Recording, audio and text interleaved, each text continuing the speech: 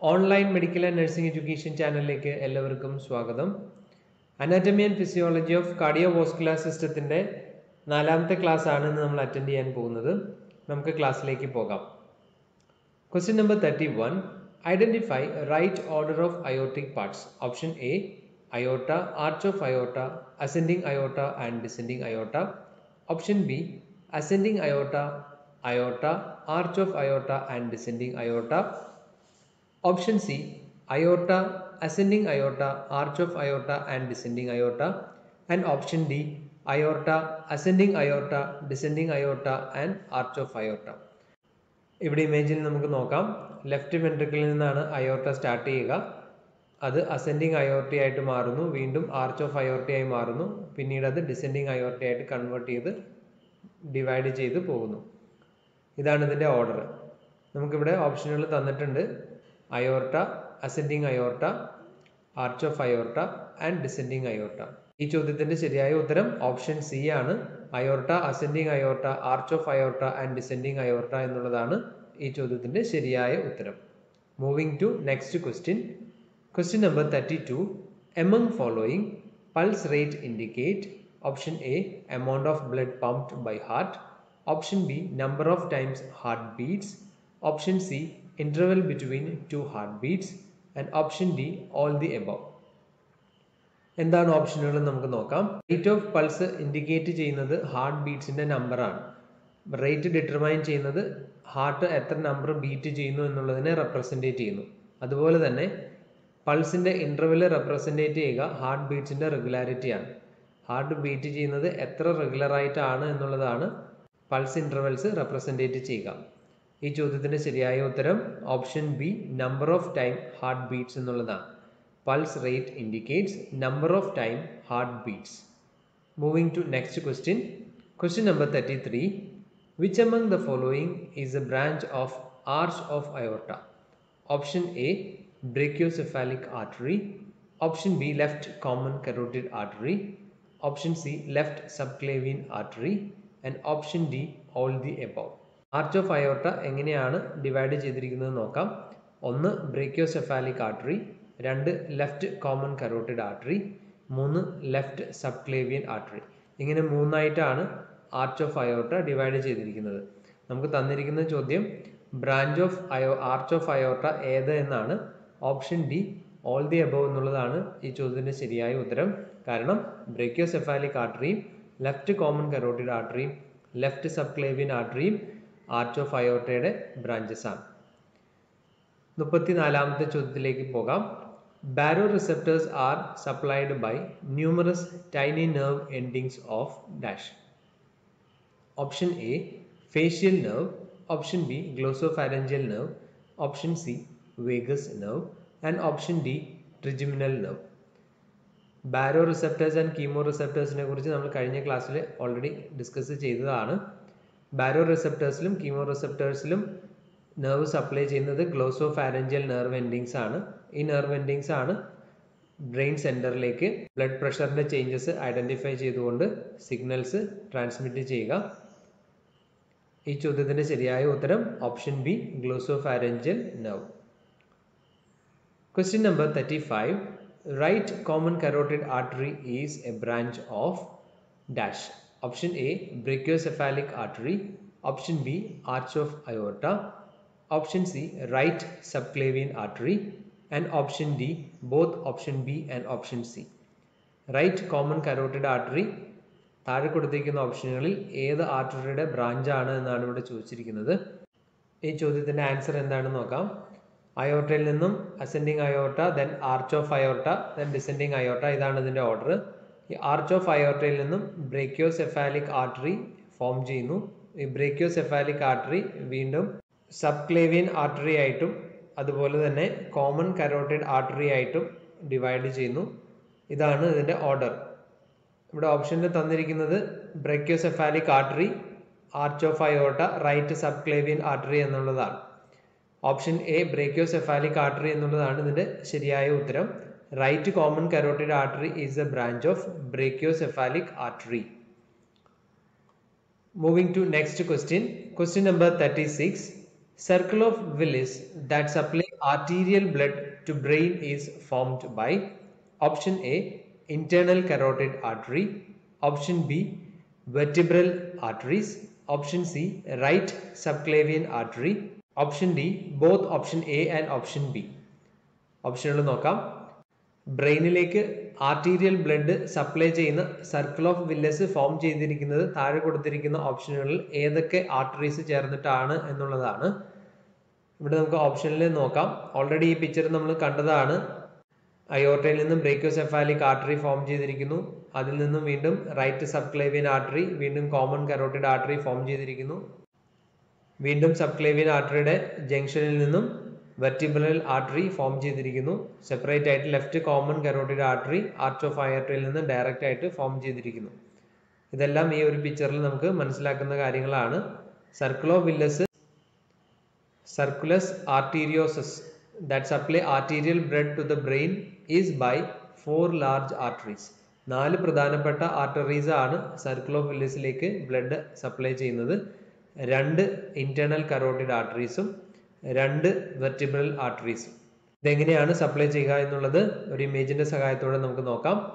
Arch of അയോർട്ടയിൽ നിന്നും form ചെയ്യുന്ന brachiocephalic artery right common carotid ആർട്ടറിയും സബ്ക്ലേവിയൻ ആർട്ടറി ആയിട്ട് ഡിവൈഡ് ചെയ്യുന്നു. ഈ right subclavian artery external carotid artery ആയിട്ടും ഇന്റേണൽ കരോട്ടിഡ് ആർട്ടറി ആയിട്ട് ഡിവൈഡ് ചെയ്യുന്നു. ഒപ്പം നമുക്ക് ഇവിടുന്ന് കാണാം വെർട്ടിബ്രൽ ആർട്ടറി സെപ്പറേറ്റ് ആയിട്ട് ഫോം ചെയ്തിരിക്കുന്നു. അതുപോലെ തന്നെ വെർട്ടിബ്രൽ ആർട്ടറി ബ്രെയിനിലേക്ക് എത്തുമ്പോഴേക്കും അവിടെ ജോയിൻ ചെയ്ത് ബേസിലാർ ആർട്ടറി എന്ന് പറയുന്ന ഒരു ആർട്ടറി ഫോം ചെയ്യുന്നു. ഇന്റേണൽ കരോട്ടിഡ് ആർട്ടറി ഓൾറെഡി നമ്മൾ പിക്ചറിൽ കണ്ടു. Internal carotid artery two anterior cerebral arteries ആയിട്ട് ഫർദർ ഡിവൈഡ് ചെയ്തുകൊണ്ട് അത് ആന്റീരിയർ കമ്മ്യൂണിക്കേറ്റിംഗ് ആർട്ടറീസ് എന്ന് പറയുന്ന ആ ഒരു ബ്രെയിൻ സ്ട്രക്ചറിലുള്ള ആർട്ടറീസ് ആയിട്ട് ജോയിൻ ചെയ്ത് സർക്കിൾ ഓഫ് വില്ലസിന്റെ ഭാഗമായിട്ട് മാറുന്നു. ആന്റീരിയർ പാർട്ട് ഓഫ് ദ ബ്രെയിനിലാണ് ഇത് നടക്കുക. അതുപോലെ posterior part, back side of the ബ്രെയിനിലെ അടിഭാഗത്തായിട്ട് നടക്കുന്നത് വെർട്ടിബ്രൽ ആർട്ടറീസ് ബേസിലാർ ആർട്ടറീസ് ആയിട്ട് ജോയിൻ ചെയ്ത് ഫോം ചെയ്തു നമ്മൾ കണ്ടു. അത് വീണ്ടും 2 പോസ്റ്റീരിയർ സെറിബ്രൽ ആർട്ടറീസ് ആയിട്ട് ഡിവൈഡ് ചെയ്യുന്നു. ഇങ്ങനെ ഡിവൈഡ് ചെയ്യപ്പെടുന്ന posterior cerebral artery posterior communicating ആർട്ടറിയുമായി ജോയിൻ ചെയ്തുകൊണ്ട് ഒരു സർക്കിൾ പോലുള്ള ഒരു network of blood vessels form ചെയ്യുന്നു.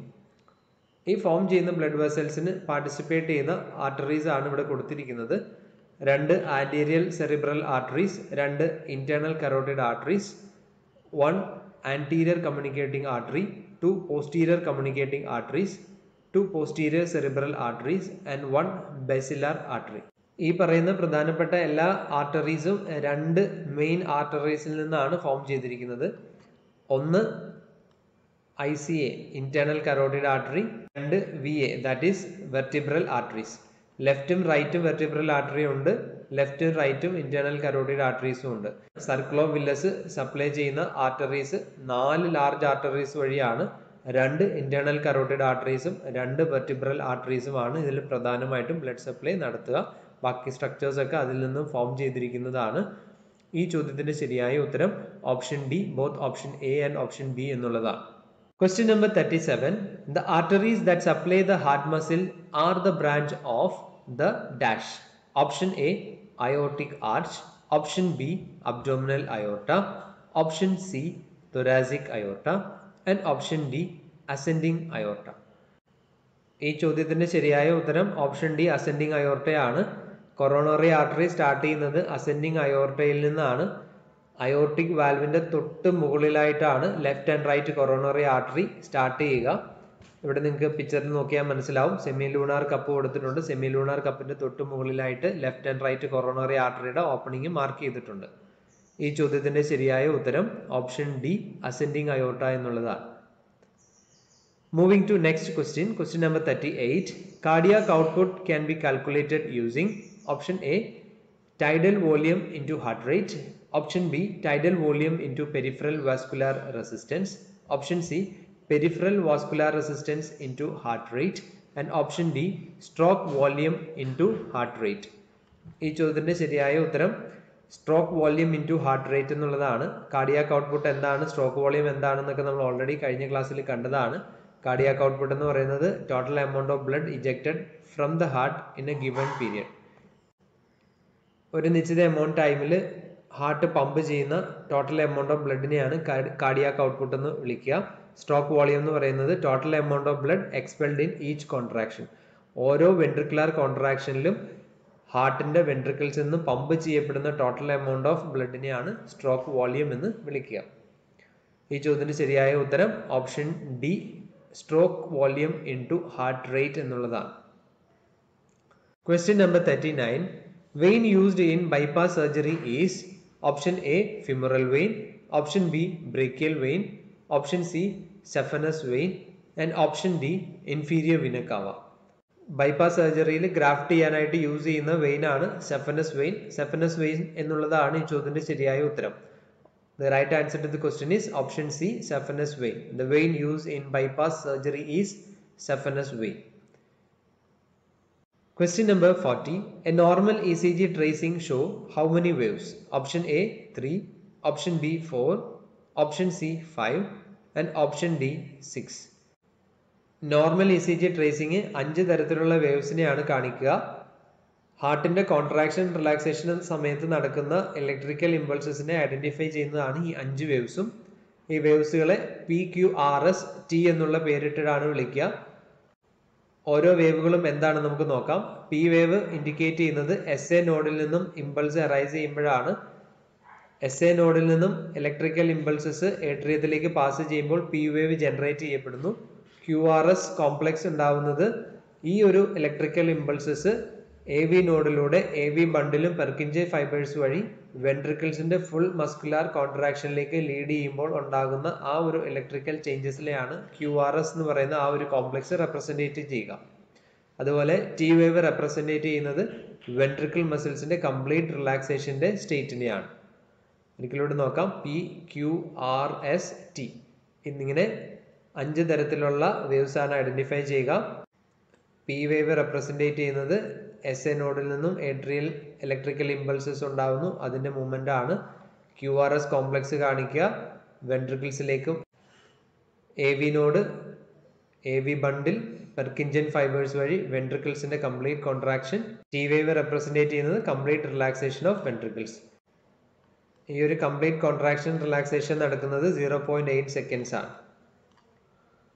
ഈ ചോദ്യത്തിന്റെ ശരിയായ ഉത്തരം ഓപ്ഷൻ സി 5 എന്നുള്ളതാണ്. Normal E C G tracing shows 5 types of waves. ഇന്നത്തെ ക്ലാസ് ഇവിടെ പൂർണ്ണമാകുന്നു. നിങ്ങൾ ഇതുവരെ ഈ ചാനൽ സബ്സ്ക്രൈബ് ചെയ്തിട്ടില്ല എങ്കിൽ ഈ ചാനൽ സബ്സ്ക്രൈബ് ചെയ്യുക. പുതിയ ക്ലാസ്സുകളുടെ നോട്ടിഫിക്കേഷൻ ലഭിക്കാനായി ഓൾ എന്ന ബെല്ലൈക്കൺ അമർത്തുക. നിങ്ങളുടെ കൂട്ടുകാർക്ക് ഈ ക്ലാസ്സുകൾ ഷെയർ ചെയ്യുക. Thank you for watching this class.